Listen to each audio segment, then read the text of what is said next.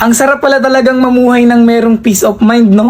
Yung tipong kahit anong marinig mo, kahit anong sabihin nila sa'yo, ay wala ka nang pakialam. Isa sa mga natutunan ko para magkaroon ng peace of mind sa sarili ko ay wag nang patulan yung mga bagay na hindi naman na dapat pinapatulan. Wag mo nang pansinin yung mga hindi naman dapat pansinin. Lalo na yung mga bagay na alam mong hindi naman makakatulong sa sarili mo kapag nagpaliwanag ka pa, kapag ipinaglaban mo pa yung hindi naman na dapat pinaglalaban. Ikaw na nanonood, kung gusto mo ng peace of mind, sarili mo lang din ang makapagbibigay ng peace of mind. Sarili mo lang ang hindi na dapat papatol sa mga bagay na hindi na dapat patulan. Sarili mo lang yung makapagbibigay na hindi na dapat pansinin yung mga nagpapapansin. Deadmahin mo na lang yung nasa paligid mo. Di mo naman kailangan ng opinion ng iba at hindi mo kailangang magpa-apekto sa kanila dahil naniniwala pa rin ako na ikaw at ikaw lang din talaga ang makakatupad ng mga bagay na gusto mo. Maniwala ka sa sarili mo, sabayan mo ng paniniwala sa taas at huwag ka makinig sa mga negatibong komento ng ibang tao na hindi makakatulong sa'yo.